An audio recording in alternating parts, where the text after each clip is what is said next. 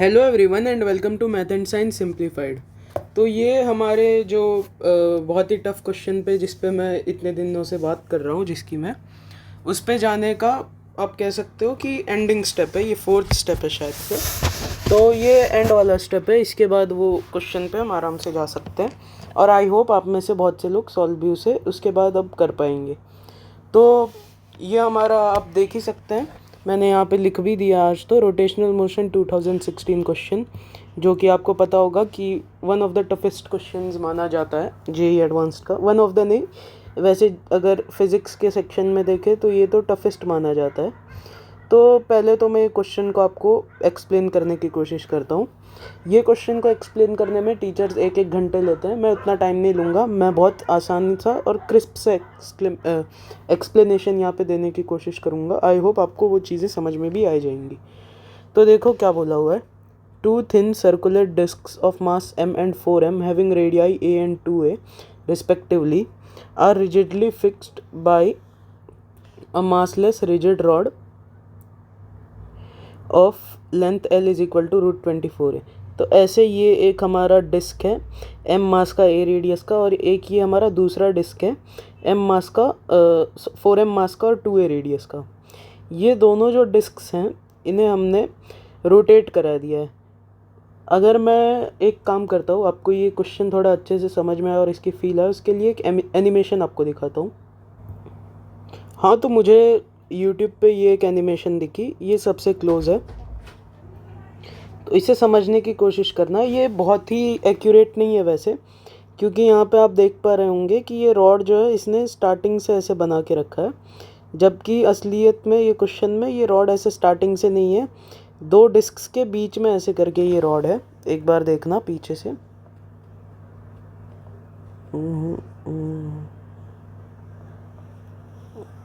2 second. ये रहा। हाँ, तो ये पार्ट में देखना, यहाँ से यहाँ तक रॉड इसने बना रखा है, बट रॉड जो है ऐसे बीच में है। बस यहाँ पे वो डॉट बना रखा है ताकि पता चले कि रॉड नहीं है। बट आई होप आपको इंट्यूशन समझ में आया होगा कि क्या है क्वेश्चन में। ये अपने एक्सिस के अबाउट एक तो रोटेट कर ही रहा है और साथ ही में ये ओ पॉइंट को ऐसे करके ऑर्बिट कर रहा है। तो चलिए हम वापस अपने सवाल पे जाते हैं। हम अब कंटिन्यू करते हैं सवाल को पढ़ना। तो आई होप अब आप इसे विजुअलाइज तो कम से कम कर पा रहे होंगे कि चल क्या रहा है असलियत में, और आप थोड़ा फैसिनेट भी, अगर पहली बार ऐसा कुछ देख रहे हैं तो थोड़ा फैसिनेट भी हो रहे होंगे कि क्या बढ़िया चीज़ है ये। तो हाँ, है बढ़िया चीज़ तो है। Are rigidly fixed by a massless rigid rod of length l equal to √24 है थ्रू देयर सेंटर्स। उनके सेंटर्स के थ्रू ऐसे एक l लेंथ की मासलेस रॉड से ये लोग जुड़े हुए हैं। This assembly is laid on a firm and flat surface. एक फर्म और फ्लैट सरफेस पे, यानी फर्म एंड फ्लैट सरफेस पे इन्हें हमने ऐसे रख दिया है। And set rolling without slipping on the surface so that the angular speed about the axis of the rod is omega. The angular momentum of the entire assembly about the point O is L vector. See the figure. Which of the following statements are true? तो यहाँ पे हमें कुछ options दे रखे हैं। The centre of mass of the assembly rotates about the Z axis with N angular speed of omega by 5। मतलब इसका मतलब क्या है, पहले वो समझने की कोशिश करते हैं। मैं यहाँ पे थोड़ा ड्रॉ करूँगा। ये क्या हो रहा है? अच्छा, बुक केस में। हाँ, तो देखो ये जो आपकी बॉडी है, मैं यहाँ पे थोड़ा एक्सप्लेन करने की कोशिश कर रहा हूँ। नीचे मैंने सेम चीज़ बना रखी है, बट एक बार यहाँ पे एक्सप्लेन कर देता हूँ, थोड़ी शायद चीज़ें बढ़िया से समझ में आएगी। तो देखो ये जो आपका पूरा असेंबली है वो ऐसे करके रोटेट कर रहा है। मतलब आप कह सकते हो कि ये वाला जो पॉइंट है, ये वाला पॉइंट, ये ऐसे सर्कुलर मोशन कर रहा है। सर्कुलर मोशन ये कर रहा है ऐसे करके एक पॉइंट में, और वो भी सर्कुलर मोशन कितने के रेडियस में कर रहा है। तो ये हम जानते हैं कि ये कितना है, 2l है डिस्टेंस यहाँ से, तो 2l cos थीटा के रेडियस में ऐसे करके ये एक सर्कुलर मोशन कर रहा है। और साथ ही में ये बॉडी खुद के एक्सिस के अबाउट ऐसे करके अंदर के तरफ, ये अंदर के तरफ है, ठीक है, अंदर के तरफ किसी ओमेगा से ऐसे रोटेट कर रही है। तो अगर आपने राइट हैंड थंब रूल पढ़ रखा होगा तो राइट हैंड थंब रूल क्या कहता है, और आपने अगर एक्सियल वेक्टर्स के बारे में पढ़ रखा होगा, जब आपके टीचर ने आपको एंगुलर वेलोसिटी का इंट्रोडक्शन दिया होगा तो उन्होंने ये चीज़ ऑब्वियसली बताई होगी कि ओमेगा जो है वो एक एंगुलर एक्सियल वेक्टर होता है। मतलब इसका जो डायरेक्शन होता है वो आपका perpendicular to the plane of rotation होता है। मतलब रोटेशन जिस प्लेन में अकर कर रही है उस प्लेन के परपेंडिकुलर होता है। जैसे मान लीजिए ये एक डिस्क है, ये डिस्क जो है अपने इस वाली एक्सिस के साथ एक ओमेगा के साथ अगर मूव कर रही है, तो इसका अगर ऊपर से देखोगे तो सेंस ऑफ रोटेशन कैसा होगा, एक बार ढंग से देखने की ट्राई करना। मैं तो समझाने की कोशिश कर रहा हूँ इसे। ये ओमेगा से ऐसे घूम रहा है ना, तो एंटी क्लॉकवाइज डायरेक्शन में, तो आपके टीचर ने आई होप आपको ये भी बताया होगा कि जब एंटी क्लॉकवाइज होता है तो जो आपका ओमेगा का डायरेक्शन होता है वो आउटवर्ड होता है। आउटवर्ड को हम कुछ इस तरीके से दिखाते थे, एक सर्कल बना के ऐसे, सॉरी, है ना, और इनवर्ड को हम ऐसे एक सर्कल बना के अंदर एक क्रॉस बना देते हैं। तो यहाँ पे मतलब हमारे ओमेगा की दिशा क्या है, घूम तो ये इस प्लेन में ऐसे करके रहा है, इधर घूम रहा होगा ऐसे ऐसे करके, बट ओमेगा की डायरेक्शन जो है वो ये है। अगर ओमेगा वेक्टर की डायरेक्शन दिखानी है तो वो ऐसे करके होगी। सिमिलरली ये क्वेश्चन में आपका जो ये सर्कल है ये प्योर रोलिंग कर रहा है, ये जो दोनों पॉइंट्स हैं ये आपके रेस्ट पे हैं, तो ये दोनों पॉइंट्स क्योंकि रेस्ट पे हैं तो ये प्योर रोटेशन कर रहा होगा। क्वेश्चन में मेंशन्ड है ये चीज़, मैं खुद नहीं बोल रहा। यहाँ पे देखना, this assembly is laid on a firm and flat surface and set rolling without slipping on the surface. मतलब यहाँ पे ये जो पॉइंट है ये स्लिप नहीं कर रहा, ये पॉइंट स्लिप नहीं कर रहा है, मतलब हर इंस्टेंट पे ये पॉइंट की जो वेलोसिटी है वो आपकी क्या है, ज़ीरो है। तो ये पॉइंट की हर अगर इंस्टेंट पे वेलोसिटी ज़ीरो है तो ऑब्वियसली दो पॉइंट्स हमें मिल गए बॉडी पे जिनकी वेलोसिटी ज़ीरो है।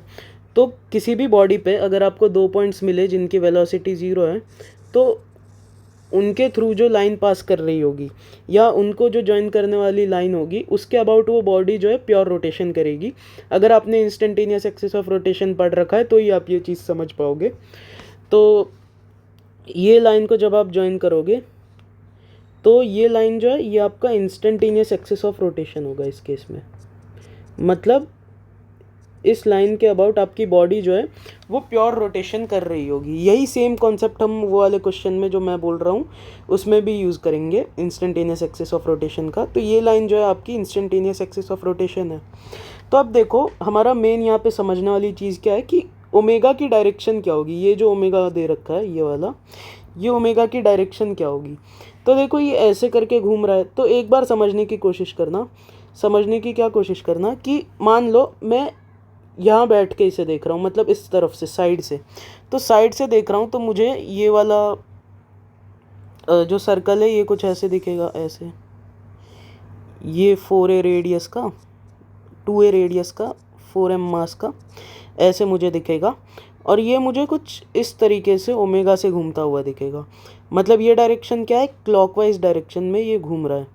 एक तो एंटी क्लॉकवाइज मैंने यहाँ पे देखा था, तो एंटी क्लॉकवाइज में बाहर की तरफ आती थी एंगुलर वेलोसिटी, बट इस केस में क्या हो रहा है, ऐसे करके क्लॉकवाइज में, तो क्लॉकवाइज में क्या होता था, इनवर्ड होता था। तो अब समझने की कोशिश करना, राइट हैंड थंब रूल का यूज़ करना, ओमेगा के डायरेक्शन में अपने फिंगर्स को कर्ल करना, राइट हैंड के फिंगर्स को कर्ल करना और थंब को पूरा ओपन कर देना। तो थंब को ओपन करके जिस दिशा में आपका थंब पॉइंट करेगा वही दिशा आपके ओमेगा की दिशा होगी। तो यहाँ से अगर आपने यूज़ किया होगा तो right hand thumb rule use करोगे तो ऐसे अंदर के तरफ अपने फिंगर्स को आप कर्ल करोगे तो आपका थंब जो है ना वो इस दिशा में आ रहा होगा। मतलब ये जो लाइन है इसके अलोंग ऐसे अंदर की तरफ आ रहा होगा। तो आई होप अब समझ में आ रहा होगा आपको कि ये वाला जो ओमेगा है इसकी दिशा कुछ इस तरीके की होगी, ऐसे कुछ मैं यहाँ पे दिखा रहा हूँ उसको। तो ओमेगा कुछ इस तरीके का होगा।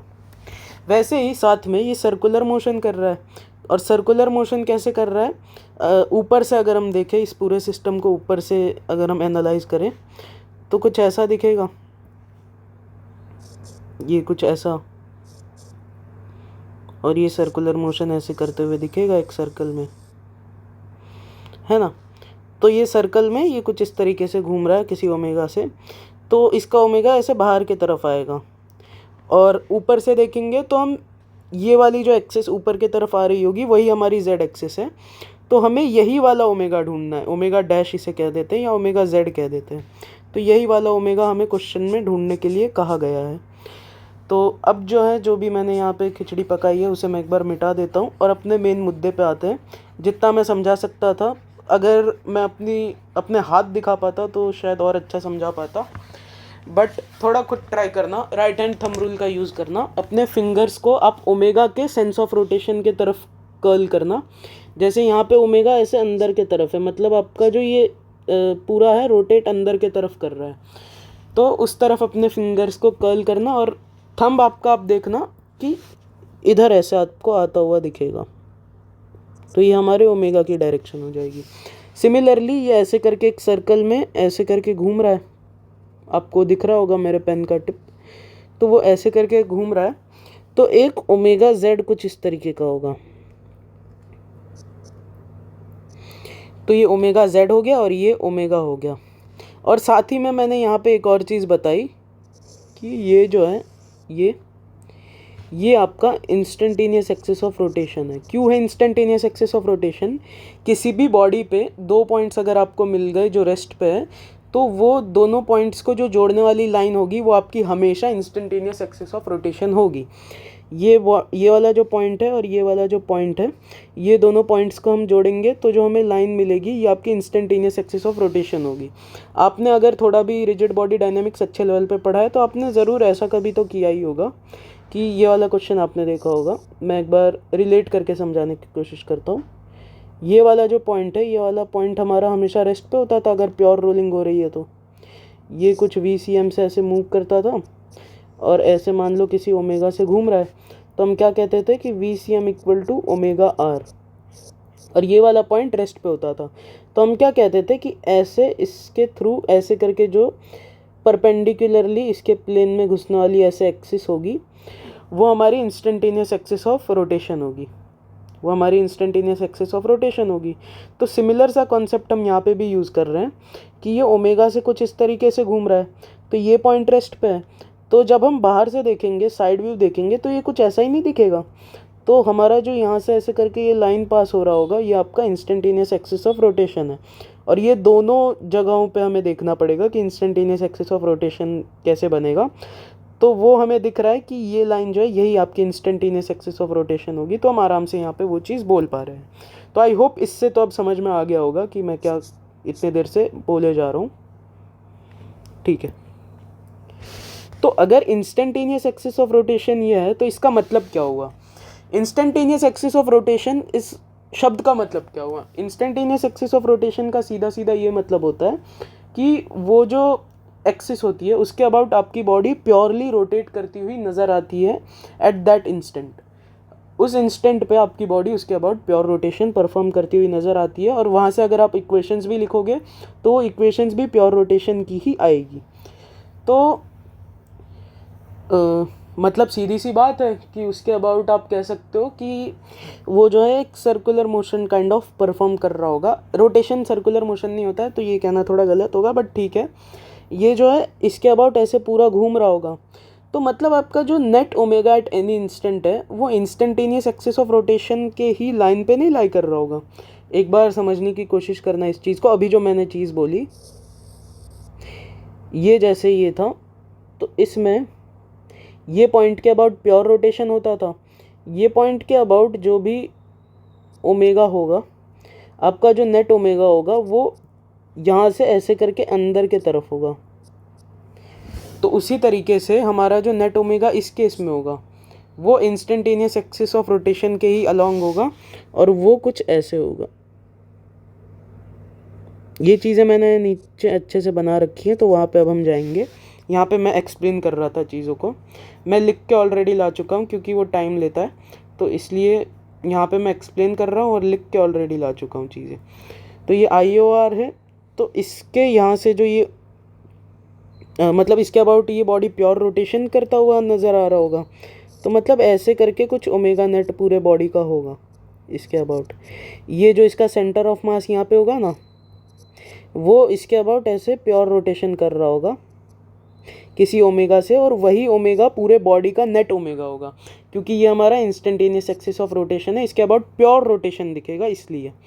तो इसलिए नेट ओमेगा जो है कुछ इस तरीके से यहाँ से पास कर रहा होगा।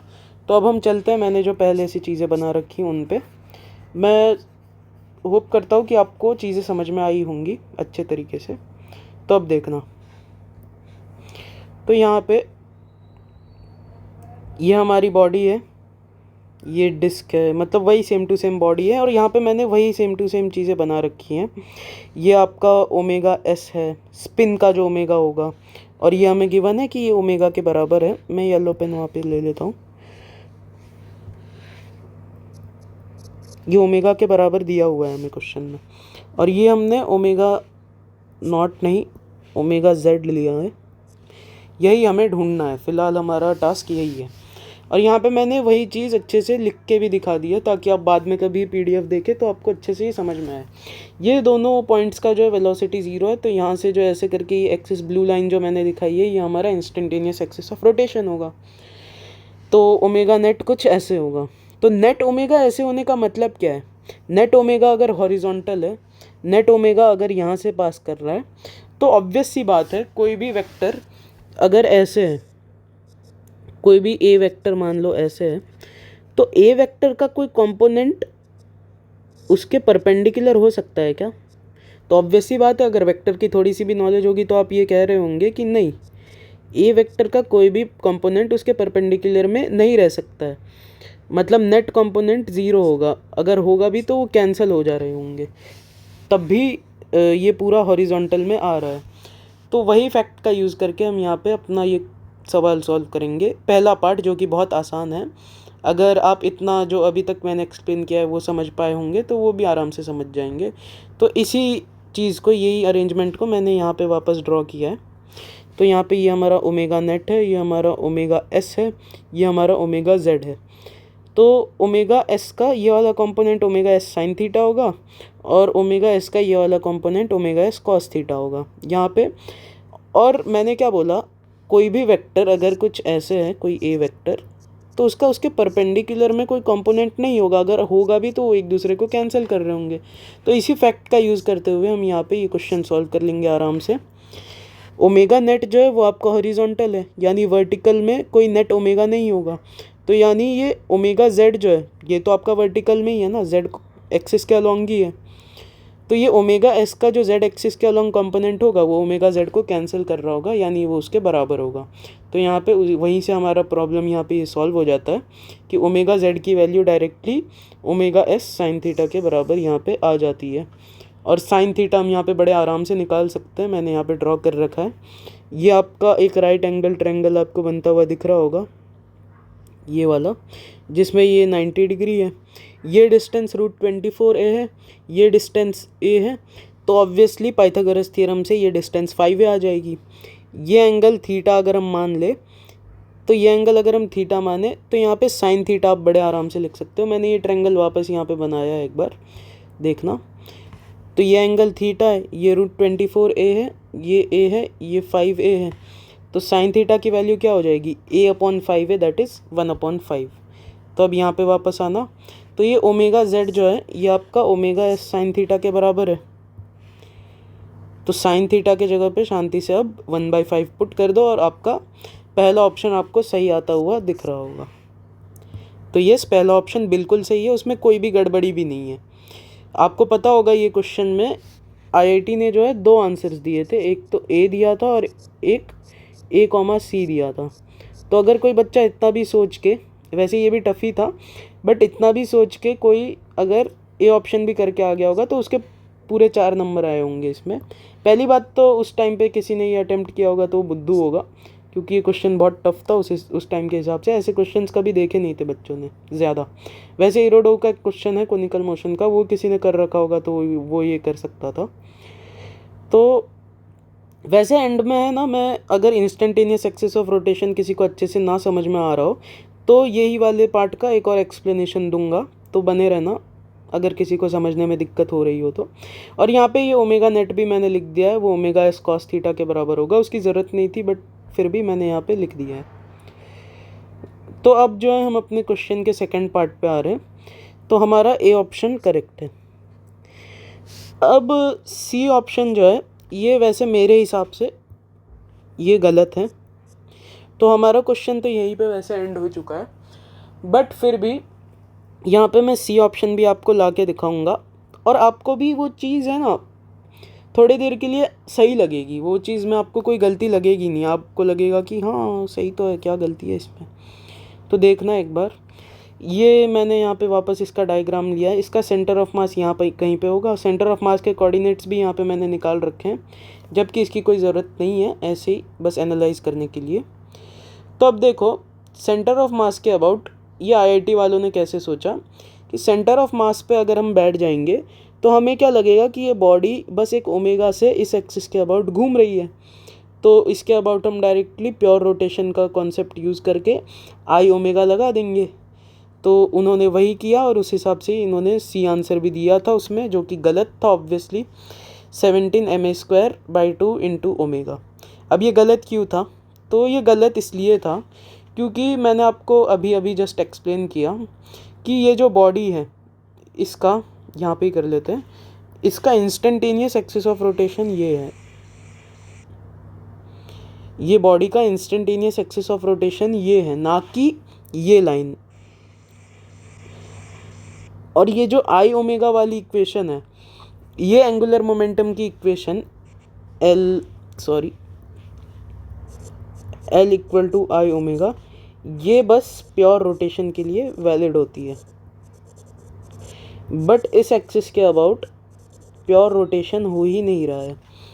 हमने यहाँ पे पहले तो आई निकाला, वो तो बहुत आसानी से निकाल सकते हैं, ma² plus 4m into 4a² that is 17ma², वो तो कोई बड़ी बात नहीं है, आप खुद भी कर सकते हैं।